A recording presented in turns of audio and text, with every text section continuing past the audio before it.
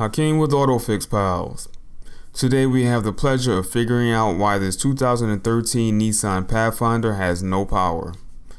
Customer says, "Hey, can you fix my truck? It has no power." So we said challenge accepted, and here we are. So did you see it? I just showed you why this truck has no power. Here it is again. Let me rewind it.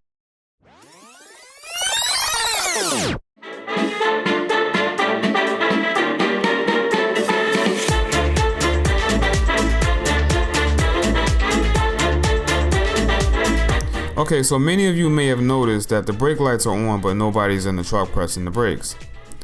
Now, with most modern vehicles, the mini computers that stop the driver from doing stupid things, won't let you accelerate with the brake pedal depressed. The ECM just ignores your throttle input, and it may let you accelerate at a turtle-like pace, if at all. Now, with that said, if our BCM thinks we are pressing the brakes, even though we are not, you're likely to get a customer that is complaining about a lack of power and not even realizing that their brake lights are stuck on. So that is exactly what we have here. Now, lucky for me, this vehicle is acting up right now all the time, which makes it much easier to track down the problem. Quite often you get brake switch failures on these vehicles which are intermittent. But is that what we're looking at right here, a brake switch failure? Let's find out. So the most common failure on these Pathfinders when it comes to brake lamps being stuck on is the brake switch. There is even a TSB about checking the brake switch if a customer is experiencing an unexplained lack of power while driving. So based on what we see in the wiring diagram, the stop lamp switch, quote unquote, is a simple 2-wire switch with power going in one side and power going out through the other side when the switch is activated, meaning when the brakes are applied. This then energizes the stop lamp relay that then sends power into the fuse box and back out the other fuse box and back out the other side of the fuse box without no explanation shown in the wiring diagram. And that power supply eventually makes its way to the BCM, and then the BCM activates the brake lamps and sends out a message over the CAN network to any other module that might be interested in information about the brakes being applied. Now, the part about the modules looking for brake light information or brake application information is not important to us, so let's just focus in on the brake switch right now. Alright, so I don't have any footage of me testing the brake switch. However, that would be kind of boring since it's just a simple 2-wire on-off type switch. You have power on one side of the switch when the brake pedal is not depressed and ground on the other side of the switch. Now, when the brake pedal is depressed, we have power on both sides of the switch. So there's nothing to see here. Now let's move on to the stop lamp relay. Now this is where things got really interesting. I was thinking to myself, of course we have a failed relay that's stuck in on position because that would make perfect sense, right? So look at what we have here and tell me if you see anything wrong. This is the stop lamp relay right here. My brake lights are still on. Now let me show you what I got real quick. Hold on.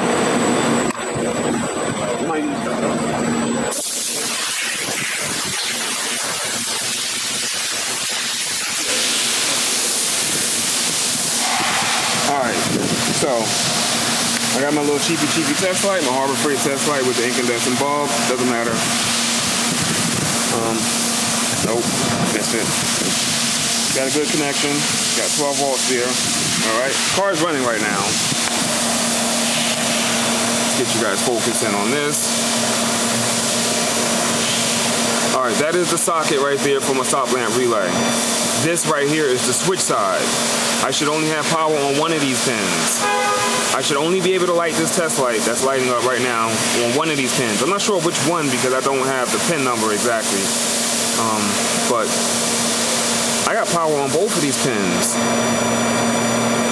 So this is picking up power from someplace. I don't know where yet, but this is where we are.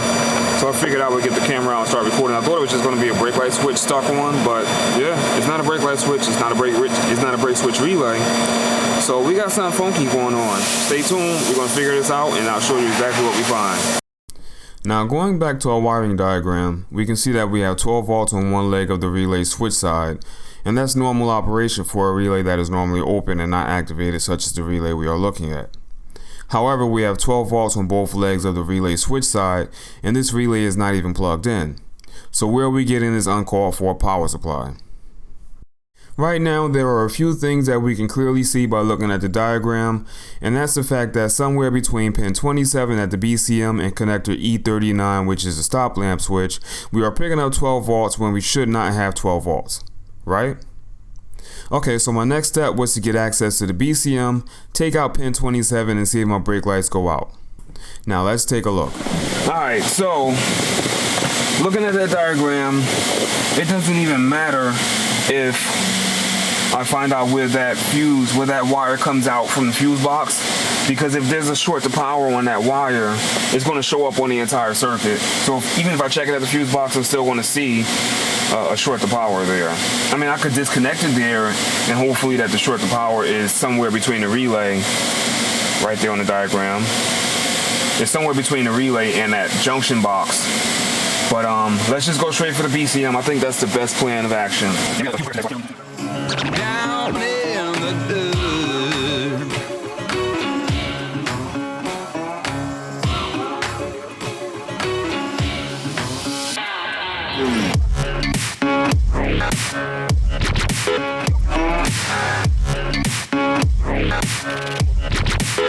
I've been a real bad boy on the town all night. Starting to calm down with the morning light. What is it? High performance one. High performance? High performance, baby. That's it. So now I gotta figure out which one of those hundreds of wires is for the brake switch input. And then we are going to take the pin out. Let's turn this car off. Okay, so we got white, blue, and green somewhere in the middle.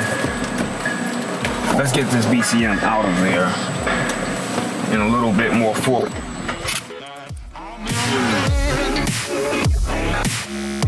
Down in the dirt.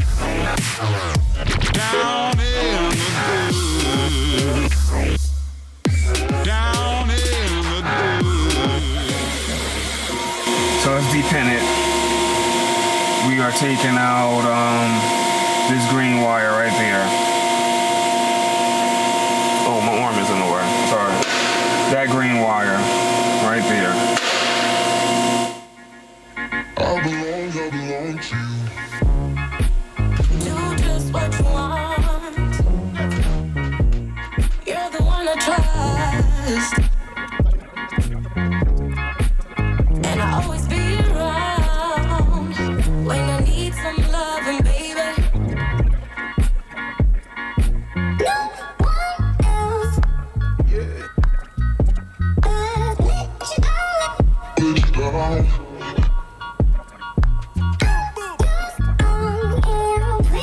Gotcha. Got it.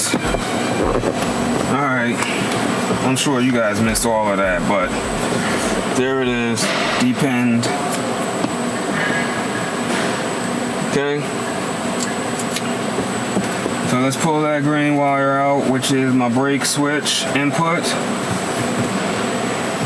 Plug this thing back in.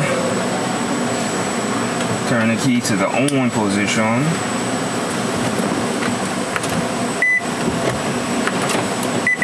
Doesn't start anymore. Okay. Oh.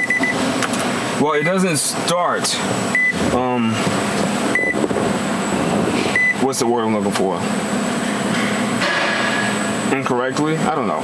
It doesn't start when it's not supposed to start anymore. And let me check my brake lights. I guarantee you my brake lights are out. I'm not gonna take you guys back there with me, but you'll just have to take my word for it.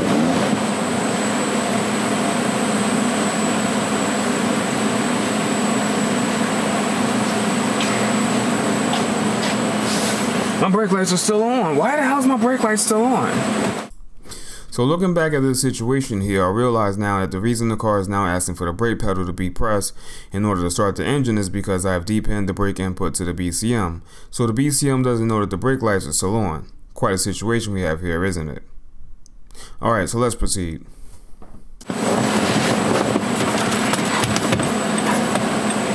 Look at that. Now, it's telling me to hit the brakes. The BCM...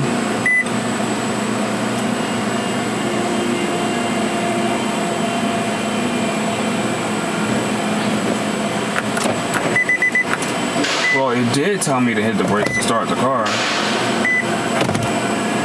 Let's see if I got power on that wire. Why is my brake light still on though? That's really strange.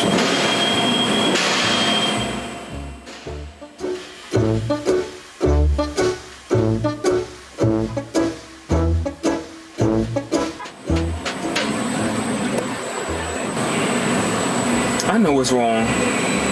I know exactly what's wrong now. I see the problem. Alright. When I turn on the headlights, my brake lights are on. My high mount brake light is on when I turn on the headlights.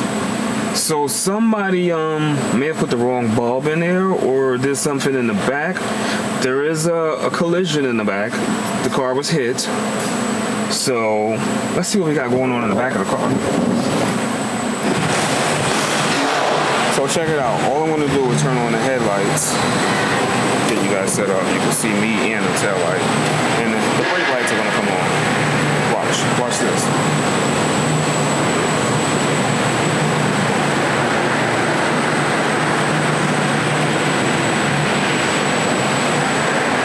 So let's see what we got.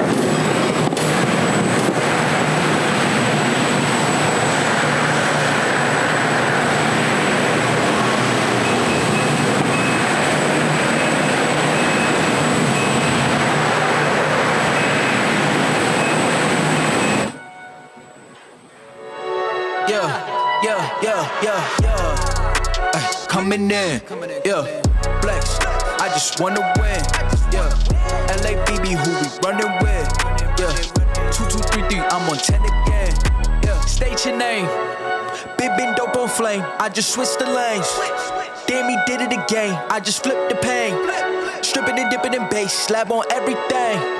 Swimming, you sinking away, cause I got big racks coming. I put my low racks on it. I ain't skip past losses, I had to get back off it. See the fit lab on it until they whip my coffin. Money clip, I tossed it, I heard it's big bags on big bags on big bags coming.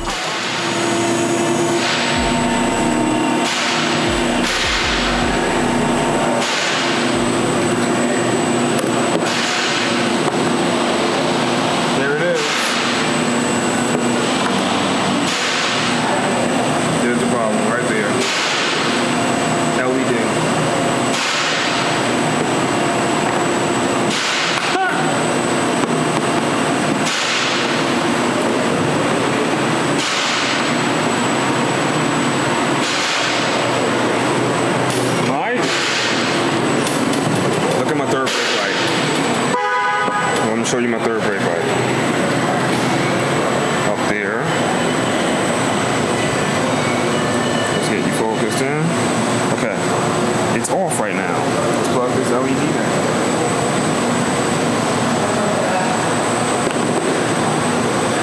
And it's on again. See that?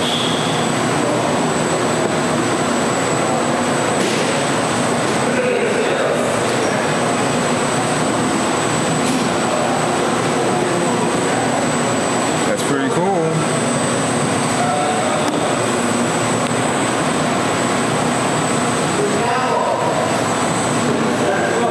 guys will have to look up my nose for this outro.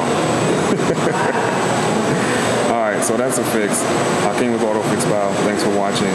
Peace. But wait, there's more. Alright, so it wasn't exactly the fault of the LED bulb.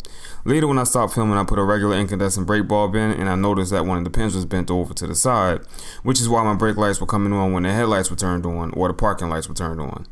This is a dual filament bulb, and with the pin bent over to the power from the tail lights, was back feeding into the entire circuit, and even made its way through the BCM and up to the brake lamp relay. Now this is where more information from the customer would have made my job a lot easier. The customer could have said something like, "Hey, I'm not sure if it's related, but this started happening ever since I changed the brake light bulb." Nope, they didn't say anything like that. So, the bulb that you see pictured right now is not the bulb that I took out of the car. This is just an example of a bulb with a bent pin showing you what we had going on with this Pathfinder. But anyway, thanks for watching. Be sure to like, share, subscribe, and that's it. Peace.